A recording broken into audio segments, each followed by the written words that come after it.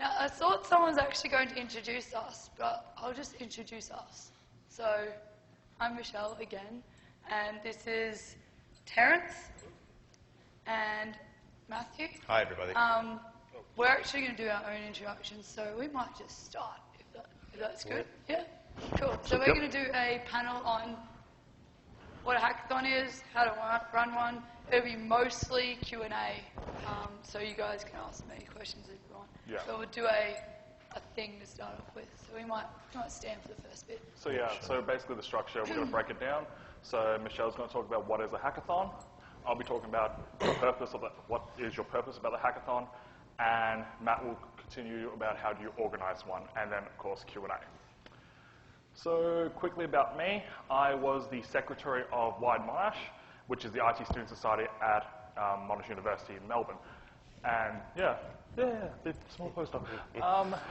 Yeah, I was also one of the co-creators and co-organisers of UniHack Melbourne for about 2 years, so which is one of Melbourne's premier student hackathon. Yeah, so I'm Michelle Mannering, you've all probably heard from me, but I'll do a little bit more background now. So I actually did science with a chemistry major in my undergrad, and then transferred over to media and communications. What's up, Peter? That's okay. All good. All good. All good. Round of applause for getting here. So yeah, I did sciences with an undergrad degree with chemistry major, and then transferred over into media and communications. So I'm currently working as the events coordinator at Carlton Connect, which is this one here. I have some really cool VIP brochures up the front if anyone wants to have a flick through them later too. So it's basically a big science, innovation and tech company. We're building Australia's largest innovation precinct. There's a huge building in Melbourne. It's 15 stories. Whole thing's going to be startups, innovation. We've got some really big tech companies like moving in there. Can't tell you who they are because it's all confidential. So being the events coordinator, I've been able to run a whole bunch of really cool hackathons and stuff, and also be involved with these guys and other organisations around Melbourne with running hackathons, so it's been really fun. Awesome. Okay, so I recently finished a Bachelor of Science in Computing and Software Systems and a Diploma in Languages and Italian at Melbourne Uni. I have sat on so many committees in the last 4 years that I've lost count, but my sort of main things are that about 2 years ago, I was the president of the Computing and Information Systems Students Association at the University of Melbourne. In that time, I co-founded the UniHack with Terence while he was secretary at Wired. And in that time, I've also joined the CompCon Incorporated Committee. So I'm a member of that. Yeah, okay. So I think we should start with Michelle. What is a hackathon? What is a hackathon? Oh yeah, I've got the one. Yeah. So who here has actually been to a hackathon? Okay, a few of you. Who wants to go to a hackathon? Who has no idea what the heck they actually are? Okay, there's a couple. Steve, put your hand in. So a few things come to mind when people say hackathon. Like I just say to people, hey, I'm running a hackathon this weekend. They're like, what are you trying to break into? And I'm like, no, that's not what it is. But so contrary, it's not breaking into something, but there is an element of breaking to it. So a hackathon is usually breaking down an issue or problem and coming up with a solution. So when we talk about traditional software, 24 hours, sit in a room, sit in a place, eat pizza all night, hackathon, you're still coming up with a problem and building whatever you feel like for that solution. So, a problem might be, I don't have a computer game to play this weekend. Build a hackathon, build a computer game for it. I don't know where all the cafes are around me and I'm hungry, build an app for it. So there's still that element of breaking something down to its component parts and building something. So hackathon, you just come for a weekend. There's a whole bunch of different types of hackathons. I think we're going to touch on the different types of hackathons. So, but it usually involves an element of programming and coding, even if it's not an actual software hackathon, because today's tech world, we're also tech savvy, as we heard before. There's more people and things connected to the internet than are people, and I'm sure everyone here has a mobile phone, so everyone's into software apps to solve problems these days, so really cool. Yeah. So on that point, if you want to organize your own hackathon, the first thing you need to worry about is defining what your hackathon is. What is its purpose? And that will sort of guide you into how you organize, or especially for you guys, which hackathon you want to attend. So for instance, for example, UniHack was all about showcasing university students' creativity and ingenuity. As well, you've got Random Acts of Kindness, which is all about charity and connecting developers with charities and community organizations. And as well, GovHack, which is all about open government and open data. But of course, it doesn't have to be just technological in a way. These are two examples of ideas that are trying to use technology to solve real-world problems, such as, if anyone has heard of MyHack? No. So MyHack was, is a hackathon which is trying to combat online extremism from ISIS and all those other organizations, and so trying to find ways to combat that. And the Pause the Toll hackathon by TAC was, I think, at another convention where they got a bunch of developers, designers, and thinkers to think of new solutions to solve some of the road issues. And it wasn't actually a technological hackathon, it was more an ideas-based hackathon. Okay, so yeah. You might want this too. Oh, excellent. You guys can hear me? Perfect.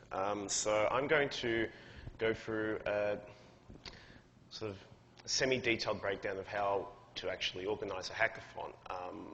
I'm basically going to I'll also outline some things that ideally need to be considered when doing so, and at the same time I'll sort of insert perhaps some tips from my own experience that I've come across. I would say that hackathons do require a lot of preparation. They are complex beasts with a lot of moving parts. But as far as preparation goes, they can be quite intimidating for some volunteers, but nonetheless, I would stress that the experience of organising one is very, very rewarding. And as such, it's all of our hope that you'll be able to go out from this talk, perhaps being inspired to go and participate in a hackathon, or even set one up at your own university. Or even as well helping out with other hackathons as well. So yeah. Absolutely, there's a lot of hackathons that certainly could use some volunteers.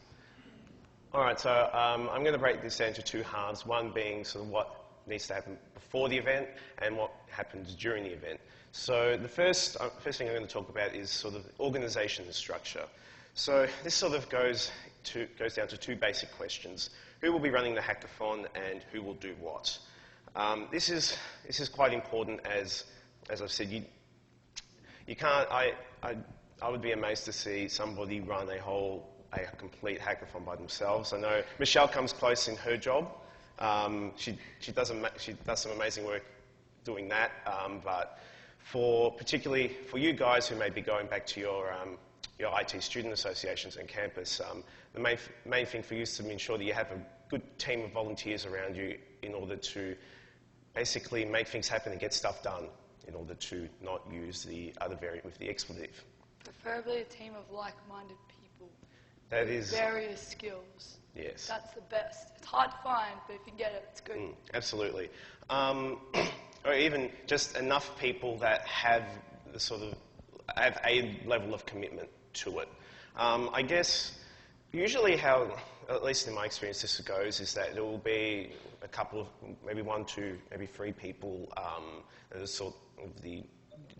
tend to be lumped as the sort of senior people that are sort of making sort of the big calls and just get sort of setting up the top, setting up the strategy, and doing a lot of the project management work and just making sure that everything gets done. And on top of that, underneath, ideally you'd have a whole bunch of volunteers that would be able to come out and do a lot of the grunt work before and after. I'll get to some of what volunteers do in hackathons later. But I guess I'd stress that there is no one way to set up an organising committee for a hackathon or anything. Just to give you some examples, we could, for example, we have, say, Hack the North in Canada recently had it was an event that was about 1,000 people, I believe. Yeah. From what I've been told, they had about 3 main co-organisers that were sort of their senior people. On top of that, they had a whole other team of sort of middle people underneath that would sort of be organisers but have less seniority but be still out there doing stuff. And then they also, I imagine they would have also had some other volunteers doing things as well. Compare this to, say, UniHack, where I guess from the start it was mainly Terence and I doing the majority of the work. As it sort of evolved, and as we got into this year particularly, we had, while this sort of dynamic still continued, we also had 2 other co-organisers come in to focus on specific areas that neither of us really had the time or the inclination to do. There was managing volunteers and catering, I think was the other ones, yeah. But then underneath that we had about, from memory, it was about a dozen different volunteers we had. About 10. About 10, yeah. So about 10 volunteers that came out to the event at different periods to sort of help us out to get errands done that we simply were not physically able to do all of at the same time. If I can get my laptop to actually wake up, I did. So I would stress that having a few different people on board is good, even if they have varying levels of involvement. There are ways to work around this, but there's no one best fits all in this respect. And I would say that it is tempting to try and define specific responsibilities as much as you can. It is useful. At the same time, more often than not, I find myself, I ended up calling myself the head of sponsor liaison relations or something like that, but at the same time, I was sort of managing other bits and pieces that just simply needed to be done. I would stress that there is flexibility in this respect. The next point is sort of venue, and this is a very important aspect because without the venue, you can't really. You could have a hackathon without a venue, but having a venue, at least in my opinion, is more ideal. Having people actually in the same space that are actually able to network, collaborate in person is probably one of the cornerstones of the actual hackathon format. Yeah, I'll jump in just really quickly there. So one of the first hackathons I ran at my work, my boss came up to me and said, "This is awesome. What is happening in this building is so cool. Why does it work?" And I said, well, it works because we've got everyone here together. Like, theoretically, as Matt said, you could run a hackathon over the internet. Everyone's connected to the internet, we could all get there. But you don't get the experience out of, networking together, meeting new people, running talks, running things, being in that environment. I know a lot of people, once they're in an environment, they take on all the atmosphere and the stuff around him. And people who walked into our building that weekend said, you can just feel that something is happening in here. Yeah. Same with this conference. We could have run this over Periscope if we wanted to. Yeah. But Hi to those so on hi to Periscope. everyone who's on Periscope. Hi, Periscope. Yeah. So Not discounted, it's but much better Absolutely, getting people to a physical location. Yeah, without a doubt. I'm going to try and run through this as sort of quickish as possible because there's quite a lot to get through. But I think the main thing is that you need to have a space that has enough tables, chairs, internet connectivity, and PowerPoints. It's sort of, at least for myself, that's the 4 basic things that are really necessary. Power is definitely important. Oh yes, power and internet as well. Having slow internet can be annoying for anybody, let alone hackathon participants. So I guess there are many different spaces that you could get.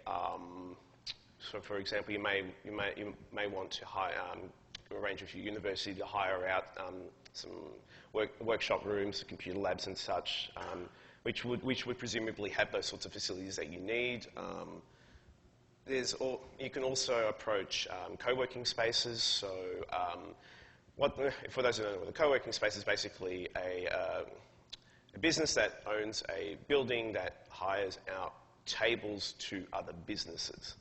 And they're also set up well. And on top of that, they also do have, sometimes they also have people that are employed as event managers, say, for example, sort of job that Michelle has. And they can also be useful resources in helping you to set up your hackathon as well. You can also look into, depending on the scope, the scale of your event, you may wish to look at various function spaces. I know, for example, Battle Hack Melbourne earlier this year hired out a ballroom in the CBD, which was really amazing. I've personally, if I could have one thing, it would be to be able to hire out a venue space at State Parliament in Melbourne. That's a dream of mine, but there's definitely heaps of options depending on for whatever scale or size you need and budget. The next, actually, that is good. We're going to go to talk about budget and fundraising. So, in short, you need money of some description because there's plenty of things to pay for. I guess money coming out is fairly straightforward. You may have to pay for venue hire. Sometimes you won't, depending on how nice the landlord is. You have to pay for catering because people over a 24-hour period or longer need to eat. So swag, so you may have T-shirts, name badges, booklets, God knows what you'd want. There's also need to pay for prizes for participants, and also you may also wish to organise some giveaways. Money coming in there's different ways to go about it depending on the nature of your event. So you may be say a corporate hackathon that has one particular company that's funding it. For say a university hackathon like UniHack, there is an emphasis of getting as many different sponsors from various companies and organisations as you can, really. If I've forgotten anything.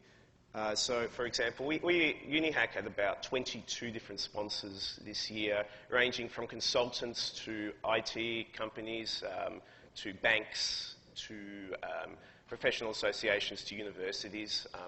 So it's important to be able to, if you need to find that funding, to be able to try and approach as many sort of different people as you can. One of the key sort of things, if you are looking to approach external organisations, is developing what is known as a sponsorship prospectus, which is a document that outlines, gives a sort of set structure for packages and prices and benefits for sponsors for companies that wish to sponsor. I personally developed ours based off the work that Andrew Donnell did for CompCon in 2013, which was really good. But there's many different ways you can approach that. I can talk about that in more detail later. So we might run through this next little bit, just a little quicker, just so we can get to questions. Yeah, absolutely. So next is promotion. Basically, use and abuse social media in an appropriate manner. Moving from that is also ideally, as hackathon organisers, you'll also be able to have links with other organisations that will also help you to promote your event. The only other thing I'd point out is as far as tickets for participants, the key thing I would say is set a price that you could reasonably expect your attendees to pay. We go into during the event, which... Well, I think we'll go through this really quickly. Very quickly. Mentors, mentors are people that come in to the event in order to assist teams at hackathons. They could be representatives from sponsors or the broader startup university community or whatnot. They aim to be like designers, programmers, software engineers, and they pretty much help you filter out from the good ideas from the very, very, very, very, very bad idea. So, and also they're very helpful if you want to win a hackathon, for instance. So if you ever want to participate in a hackathon, find a good mentor and hold on to them, because they'll go around. But you want to hold on to them too if you want to win. Ideally, they're roaming resources, but it's a really good thing to have, because ideally, the ethos of hackathons is really to also foster collaboration between people and networking. So prizes, I guess with prizes, it's to provide your participants some kind of motivation to participate. This ranges from cash prizes to gift vouchers to, I don't know, cool but affordable tech gifts like the Spheros, drones and whatnot. You may wish to pay for them yourselves, or you could even get your sponsors to set up their own sort of specific challenges and prizes. We had one company buy 4 Apple Watches for people to win their particular minor prize. I should also point this out as well. Your prizes don't have to be that expensive. Oh, I think of course. our prize, like our major prize, was $3,000. I know Hackathon in Wollongong was, I think, in total $110,000. That's just But insane. it's insane. Like- But you Absolutely. don't have to do that. You can, if you can go for like smaller prizes. You can do JB Hi-Fi gift cards. Pretty much, it's up to you how you want to decide the I've prizes. even been to hackathons where they don't actually have a prize as such, and I was thinking, oh, I didn't even realize this thing had no prize because there was over 120 participants, and they were all there because they wanted to be there for the theme, for the fact that they got mentors, for the fact that they got access to certain people who could get their idea from a hackathon to an actual product. And I know a lot of those people from that hackathon are developing their ideas with people like Health Excel International from Ireland and IBM Australia. So even if it's not a prize as such, still tell them what they're going to get out of the weekend, because that is crucial. Yeah. Absolutely, and that goes to defining your scope and how sort of competitive you want your event to be. Volunteers, as I said, sort of having people come in to sort of help out with all those menial tasks during the event. I had a list of accepting tickets from people coming in, directing attendees around the building, answering questions, catering, sort of the setup and the clean-up of that, and also sort of arranging chairs and tables. It's good to get as many as you possibly can. They make your job a lot easier. And it also means if the more volunteers you have, it's also reflective of how much buy-in that you have of people that are interested in your hackathon. Catering is also a very important thing. You have people coming in over an extended period of time, and I would suggest that catering is a very fundamental aspect of the success of any event. You could spend as little or as much as you possibly can. It depends. Yeah. So put your hand up who likes pizza. Anyone likes pizza? Yep. Yep. You can get away with pizza. Yeah. So. And again, one of the hackathons we ran at ours, they spent $500 on an entire weekend of food. That's not much compared to one of the hackathons who had like pretty much fully catered menu, and it was $12,000 just for food. You don't need just to do for the weekend. That's not even including the venue or anything. So it's up to you guys how you actually want to run it and what kind of budget you have. So work out the budget, That's right. then work out the food. So there's heaps of options depending on your scale. I would point out two things. If you're going to organise your own food, so if you're going to a supermarket, you're going to cook your own food, you may serve alcohol for whatever reason. You need to be mindful of any regulations in your particular state pertaining to safe food handling and responsible service of alcohol certificates. And the venue will mostly tell you that safety kind of stuff that's anyway. right. They'll have their own regulations. So there will always be those regulations, but if you have external companies preparing that food, so you get your pizza or your Subway, you get a professional catering company. Usually you yourself don't necessarily have to have it, I believe, but usually the venue would be able to help out with that. Code of conduct and safety. That's basically... So pretty much... A code of conduct sets expectations for participants, ensuring a safe environment at your event, and provides processes for handling any incidences that may arise. CompCon has one, UniHack has one. Head to both the websites to have a look at what one entails. So have any questions, let us know, I guess. So pretty much, as an organizer, you're responsible for your participants' safety, like any other event. If you're organizing like an event like this, if you're organizing a trivia night, you're organizing a birthday party, you're responsible for everyone's safety, in a way. So making sure that everyone knows the rules is a very good thing to do at the start. Our code of conduct simply has procedures where we can pretty much enforce rules. Like if you feel harassed by someone, we have steps to move them aside or even kick them out if needed be. Absolutely. Speaking of which, for hackathons, there's a website, there's a hack code of conduct. Yeah, hack code of conduct. And so that provides a sort of template that you can modify for your own particular event. Link to that is it should be on the UniHack website somewhere. It seems pretty stupid to say like you are responsible for code of conduct and all that stuff, but there have been incidents in the past where some hackathons have gone over a line. So there was an incident in TechCrunch Disrupt, which is a massive hackathon over there, and they had one person who created an app that was, let's say, simulated a certain act that a male person does in the morning, mainly. It was later transpired that there was a young female girl right in the front of the audience, and that caused a huge outrage. So you should be so having a code of conduct is pretty much making sure that everyone feels safe, everyone feels fine. Absolutely. Yep. Okay, we go to the next one. Yep, Q&A. So I have questions, so we're going to take a seat. I need a seat. So most of the stuff we talked about, you might have some questions out of that. If there's any questions at all regarding hackathons or even similar, fire away and we'll try and answer them as best we can. Okay, any questions? Yep.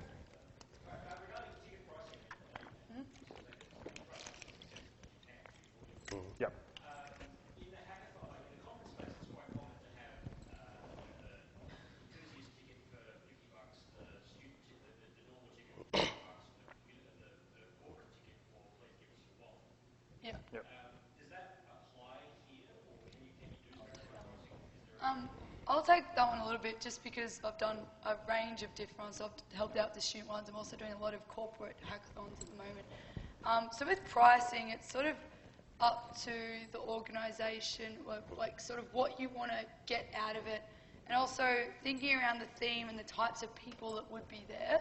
So I've been to a few hackathons where, so one we ran was NextPack for a company, a Hong Kong-based startup, and they just wanted to have free tickets to allow it to be open to everyone, and that was mainly because they had a little bit of money in the bank, but they also had Melbourne Uni on board with the venue, so it's sort of up to your budget as well. The other one to think about too is if you don't have a ticketed amount, so if you don't have a cost, you will get a much higher drop-off rate than you would if it, say, only cost you $20. The other way to do it too, which is what I think Unearthed, which is like an environmental hackathon coming up in a few months, the way they look at doing it is they set a price for the ticket. I think it's like $25 or whatever it is, and then they ask the universities to buy a number of spots and send students there because they want a student demographic. So it's really up to you and what you really want to get out of it and how much budget you can get out of it. Absolutely, but I will also stress that if you set a price, there may be some other added costs that arise as a result. Maybe the venue might charge extra for their fee, or you may have to pay for additional overheads. Couldn't imagine what else, but that's something you have to consider in your budgeting. And you can also have and speaking on ticket pricing, you can have differential pricing structures. So if you want to get, for instance, an early bird special, that's a good way to get those people locked in early. Yeah, early birds are really, really fun. And they're cheap. Mostly students come to hackathons, right? Students like cheap things. So if they see early bird, they'll go, ooh, get on it. That way you know you've got a certain number of people locked in nice and early. So that's really helpful. I mean, for us, we had the $15 ticket price. I mean, I was hesitant at first, but that seemed to, as a price point, seemed to work out for us. Yeah. So and you can justify it too by saying it's $15 for food for the entire weekend. Like it's not much. Yeah, that and T-shirts or something like that. Yeah. Other questions? There's another hand up somewhere I saw. Any other questions? Yep. Okay. IP ownership. Yeah. So the rule of thumb is whatever you make, you own. Yeah. But you do have to find out from The the organisation as well. So there was a little bit of hoo-ha that happened in Melbourne recently. I think as well as Sydney as well. As well as Sydney. I think there was a hackathon run by the Sydney Opera House, and there was a huge media controversy, especially in the IT press, because in one of the terms and conditions, they owned your idea, whatever you built. And that's unfair. That's unfair. And so I think they backed down from that after so many people complained and people said, we're not going to hackathon at all. And I think this issue is coming up more often now because all the corporates are seeing it as a cheap way to get ideas. So as you find a lot of corporations actually trying to run hackathons now, and you just got to be careful with. You do realise that if people are building their ideas, if it's a corporate sponsorship, we want to try and stress the point that if they like their idea, they should incubate them, or they should bring them in. They shouldn't just take their ideas. So the next pack one, the one that I did with the Hong Kong-based startup, I might jump in they after liked, they liked the first 2 ideas so much that they gave the prizes out for the other ones too. But they loved the first 2 so much, they said, right, we'll bring you on board and we'll incubate you. And so they're working with them right now, and I know some of those guys. So that's an awesome outcome as a hacker. That's what you want. Yeah. I'll add a couple of things for that. As far for a participant, it's mainly a question of checking with the organisers as to what their rules are. As an organiser, I mean, you may find that some sponsors might try to put in that sort of caveat. It's really up. I mean, it comes down to you to define what your expectations are, what your event actually is, and that's really. I wouldn't say completely selling yourself totally, but that's something that you can definitely set as a rule for your event, that the participants own their IP. We've done that. No one's ever asked us to do anything otherwise. I wouldn't imagine us that we would ever do that. But and I think most of you would be student organisations, right? Looking to run a hackathon. So you guys, your main idea of running a hackathon is for fun as well. Yeah. Like, you're not a company that wants an idea. So most of the time, you're not going. If you're running a hackathon, you're not going to have too many issues. And I'd stress that the whole debate about corporate hackathons is a completely different topic as well. Yeah, if you do want to find out about it, come talk to us. Yeah, exactly. Yeah, come talk to us. Yeah. Yeah. Any other questions? Yep. At this point in time, are there really any high school student hackathons? Not that I'm aware Yeah, of. it is. It's something we've actually talked about too. I know I've been asked about trying to get the high school hackathons. Yeah. The problem with that is, same we have a little bit with the next back one, is you've got underage children, essentially underage children there. So you've got all these extra things around liability. You're essentially the adult guardian for them for the weekend. You can't really run a 24-hour thing. You have to organise working with children checks. Yeah, well, that's the other thing. Working with children checks for the state that you're actually running the hackathon in. So if you've got people coming from elsewhere, it's another can of worms. I also stress that it's emerging in America, I should point out. It's not here in Australia because of the regulations and all that. But it's becoming a big thing in America. And I think as well some university hackathons as well in America have allowed some underage participants to come in. We did, but we did have to make sure we got their parent guardian consent, that sort of thing. But if you do want to look at running like an underage one, like some of you might be in a position of like school liaison or something like that, that would be something I would be going and talking to specific schools about, saying, we want to run a hackathon, just a day, a 9 to 5, then you won't have as many liability as anything like that. So that's a really good way to do it.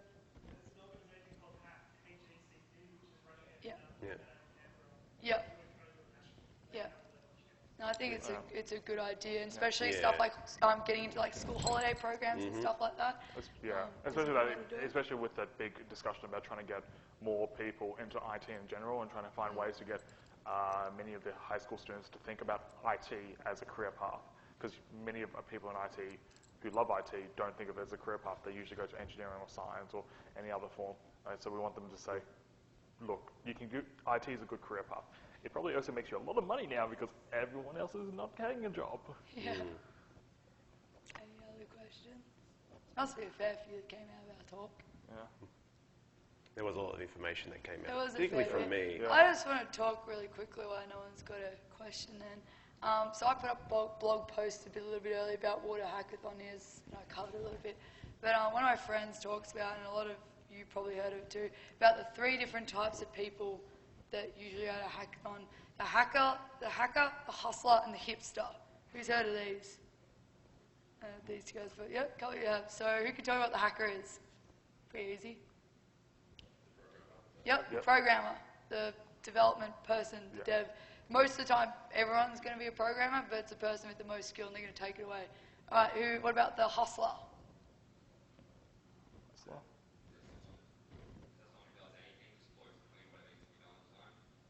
Not quite. Yep. So the hustler is usually the one that we call it validation, so ideas validation. So going out, and I've actually seen people do this over a hackathon weekend. I've seen someone put up a survey and collected the data from everyone in the building to see whether their idea is valid, and that's a good one. Another one we did was down the city. Some people actually left the building, just went out in the street and just started asking random people questions. We've got this app idea. Would you download it? Yes. Cool. Let's go build it. Yeah, actually, this was done at She Hacks Melbourne this year. That's right. Yeah, I went there, and that was really fascinating to see the talks they put on. There's a lot of data they gathered on that. Pretty good. So about the hipster, that's a little bit ambiguous, this one. Anyone got any ideas? Yep, the designer. So it's a designer from the user experience. So the hipster's the one that works out, okay, what does this look like from the user's perspective? So they work out all the user interface and that user experience. Yeah, that was a nice little interlude I just want to throw in there. Okay. You feel free to use that. Everyone's using those now. So, any questions? Any other questions? Still a bit of time. Well, I'm going to start asking questions of these guys. Andrew? Yep. So I'll give a bit of a war story. Okay. Okay. So I used to be the secretary and later the president of the Computer Science Students Association at the ANU in Canberra. And we ran a hackathon. Yep. It's probably one of the maybe 2 events that the CSSA ran in the whole time I was involved with the committee over 4 years that I've actually Okay. Not how to run a student organisation. Don't listen to that. He did improve it from my understanding, so. Go on. And I've just got to really reiterate the point that these guys made right at the beginning. You have to define the purpose of what you're doing. We made the mistake of aiming to do we just wanted to do a thing. We didn't want to put so much effort. We only really had about maybe 2 people working on getting this going. We didn't want to put so much effort and so much money into making it happen. And we didn't really figure out the purpose of what we were doing and why we were doing it, what the outcomes were that we expected. It just eventually kind of became, come along to this room and sit down and do something. And, that kind of ended up being maybe 10 or 15 people coming, and some of them decided, I'm just going to sit in the corner and work on my uni assignments. Which is great. You can do your uni assignments, but not at a hackathon.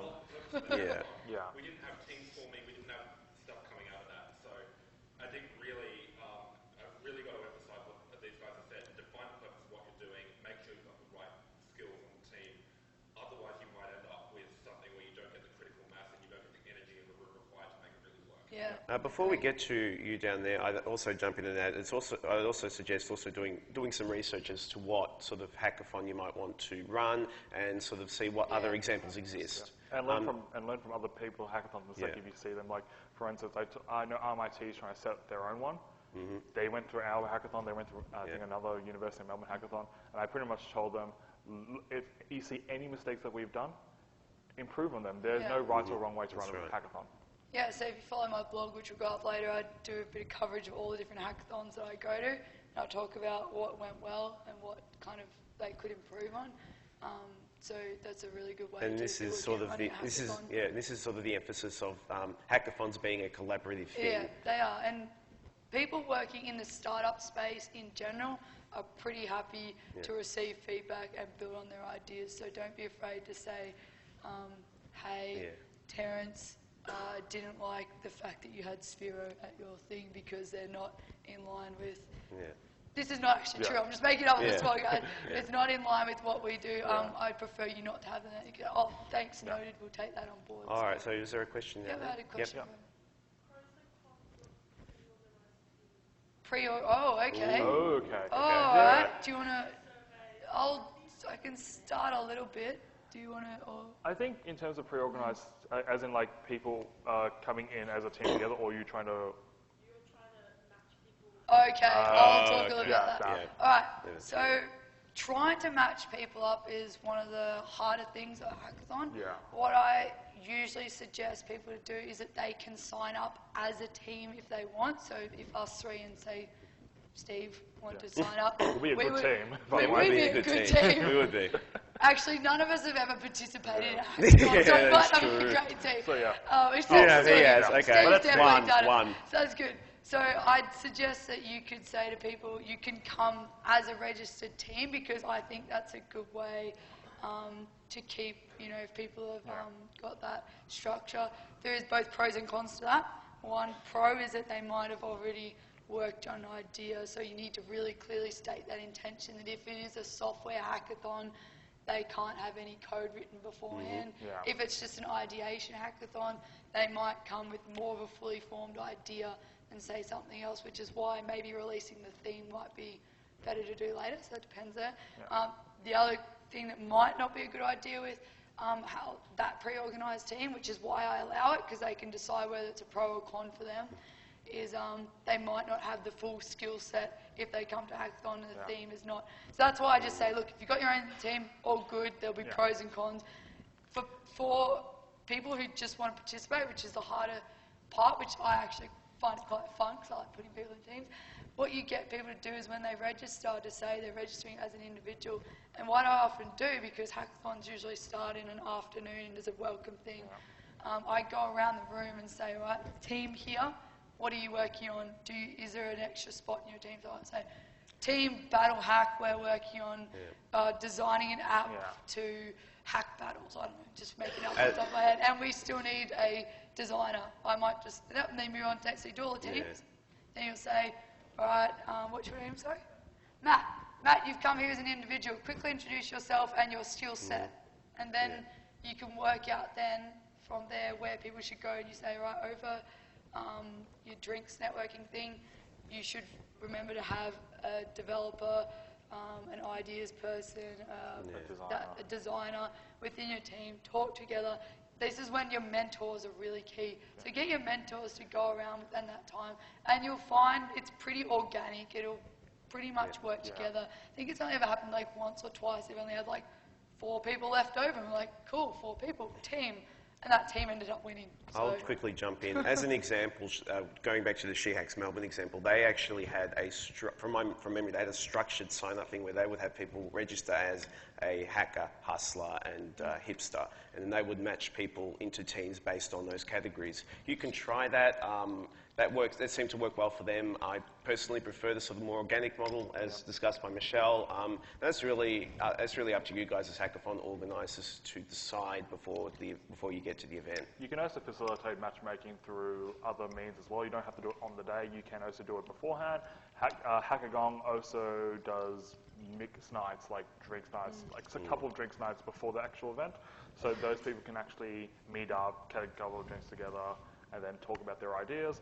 And as well, Facebook is having a Facebook group or a Facebook page where people can say, I need this person, or we are looking for this person with this sort of skill set. That's a great way to matchmake as well. Yeah. And even those Facebook groups also allow people to connect with each other before, during, and after the event as well. It's really fantastic for that. I remember one guy got up at one of the hackathons that we ran and said, hi, I'm Pete, or whatever his name was. And he's like, hi, I'm Pete. He went on to some rant about how he was a really good public speaker and designer. He said, so if you want to win, take me in your group. And this group didn't have a presentation pitch person. So that's the other really key thing. Make sure you have someone in your team who can actually pitch the idea. It's one thing to have an awesome idea, but if you can't sell the story... I think there was an example of were you talking about the example of the guy that had So IBM, so I work a fair bit with IBM as well. And they ran anything called Smart Camp, so they get people to pitch their ideas and that, and then they work them for the day, then they pitch them to an audience. And one guy, hands down, they had the best idea. It was cryptograph, so it's instead of using a password to type in, you use a picture, and because apparently something like 99% of accounts are hacked by phishing, so they use this photo thing, and their idea was so valid, they had so much traction for it, it was awesome. But they got up on stage and almost died because their slides were just so much stuff on them.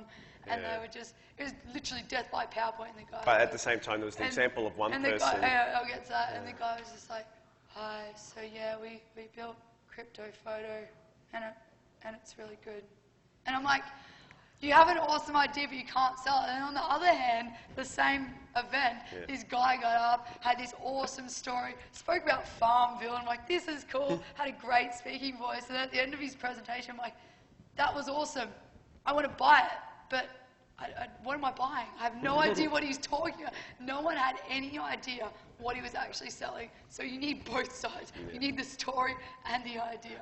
Okay, onto that point, I should also stress as well that, about in terms of this goes into judging as well. So just as a thing, if anybody has any questions at any time, just put your hands up. Put it out, I will find you. Yeah. Yeah, we'll find you.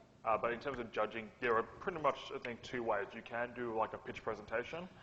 Some people may find that comfortable, some people may not. I think UniHack, and this is slowly emerging as well in America, is that a presentation day. Having all the teams come around, like have a little demo, like a science fair pretty much, and then show their app and show their idea. And I think that's pretty much a good way to do it. I quite like this one, but when I did the next pack one and I asked if we could do that one, the organizer was like, okay, let's go talk to all the students. The students didn't like it. They wanted to do the pitching thing. And I think some of them wanted to do that from the point of view of making people get up and pitch.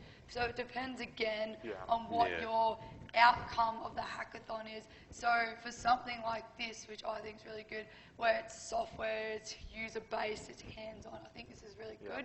If it's something that's more like an ideation kind of workshop and you don't have to have a working code at the end of it, something like a pitch is going to be much easier because then you have to actually get up and talk about it without a working product. So again, it depends on your goal and your outcome. Okay. Any other questions? Other questions? You guys have just walked in the back. If you have any questions about hackathons, we can answer them. Yeah, you better be. Yeah, you might as well ask now because I gotta leave at night tonight. So yeah. I'll be around until the end of the conference and afterwards. We've still got 5-10 minutes. Maybe a little bit less. Yep, down there. And then you.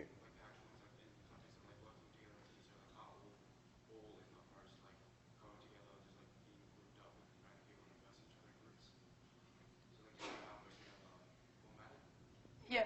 So you're talking about how an actual hackathon is formatted? Yeah, so usually they're teams of 4. I have been in one hackathon where they had a team of 16.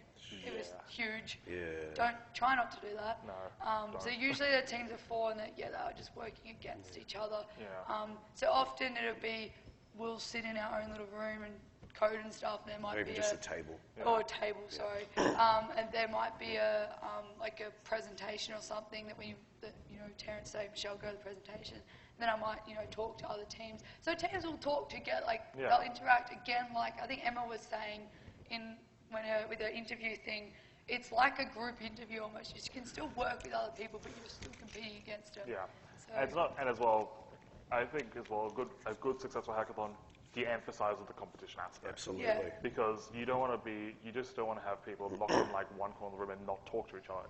It's like everyone is in sort of an exam period and no one likes an exam situation. So that is key. So if you haven't been to a hackathon before, you're looking at running one, definitely have a prize or even a winners and ranked winners, because there's no point just having people in a room and saying, I think it's Andrew down the front here, go and do stuff in a room. That doesn't really work. You need to have, people like to work towards something. So if you say there's a winner, even if you don't get anything, hey, you're a winner at the end of the day. So people will still look to it. So emphasize that aspect of it is a competitive, collaborative environment. I'll point out a couple of things. Also, on top of that, there are examples of hackathons that completely de-emphasize that competitive aspect and sort of just focus on solid collaboration and coming up with stuff. That's something you can do.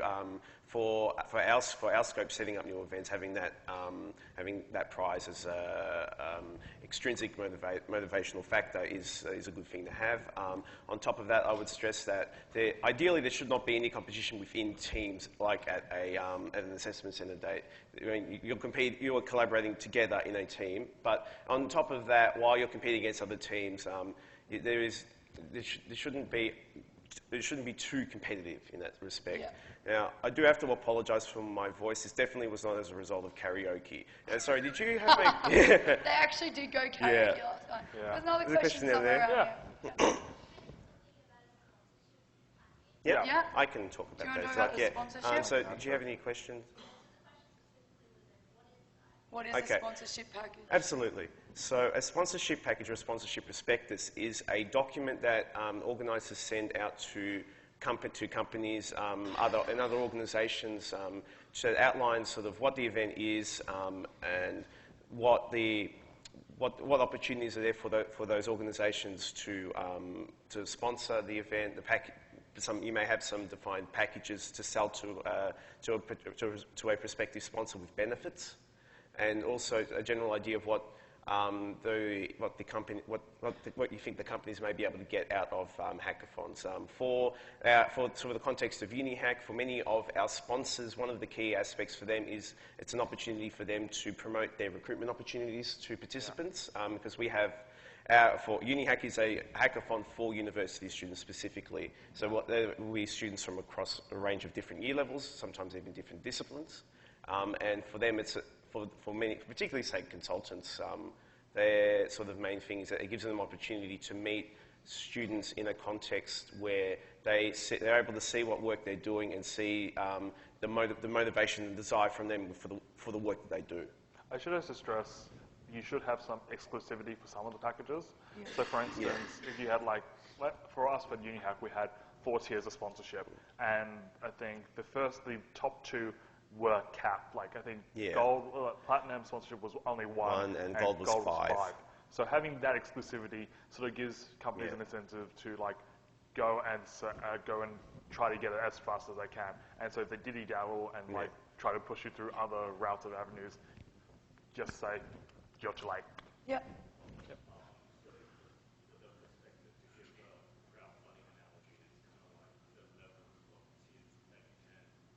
Yeah.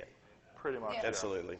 Yeah, and it is like a less digital being Kickstarter. uni students, and if you're wanting to run a uni hackathon, most companies are pretty happy to be involved, because if you say, give us $1,000 for the week and you can come in, or a couple of $1,000, that is much cheaper than what they would spend on their marketing or getting to a careers fair. So from their point of view, they're more than happy to be involved in this kind of stuff, because it's their niche market. They want to be there. So I was actually, when I came to UniHack the first time, I was actually blown away by the huge amount of sponsorship that was surrounding that event, and it's because it's students. So. Yeah, and all these so many companies. Braintree. Braintree. Steve up here. It's been sponsoring us for 2 years. Yeah.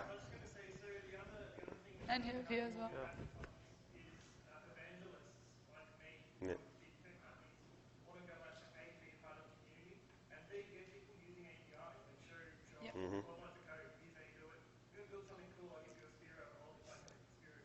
Absolutely. We have, in our prospectus, we have a benefit for sponsors that allows them at the start of the event to present their API and for us to promote it through an email blast, for example. Yeah, because I'm certain everyone has who's ever been to a university course, they don't teach you much about APIs or any of these other like any other frameworks or any other sort of real world development tools. They pretty much tell, I think Monash, for example, and this is not disparaging of Monash, sort of. He is from Monash, so he's okay. So it's sort of disparaging. Not really. They teach first year students how to code in drag and drop programming languages. So so I think it's sort of up to us in a way to say, there are much better ways to do stuff. There are APIs. There's this wonderful fountain of actually good stuff you can actually do in IT. So yeah.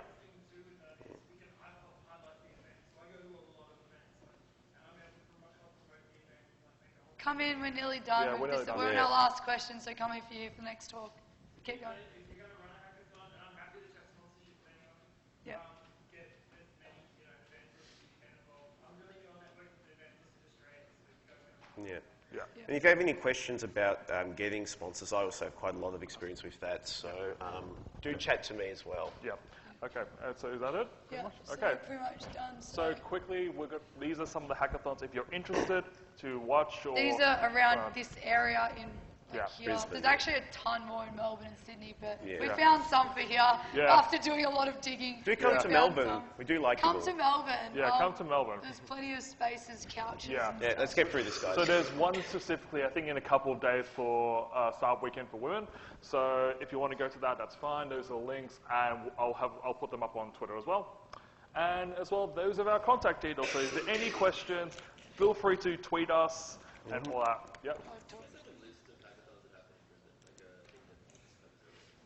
If you go into meetup.com and type in hackathon and search by location, there'll be a list. So those are the things, and UniHack 2016 is coming. So if you want to find out more about UniHack 2016, there's the link and our Twitter feed. So yeah, that's it. All right, thank you. Thank you very much.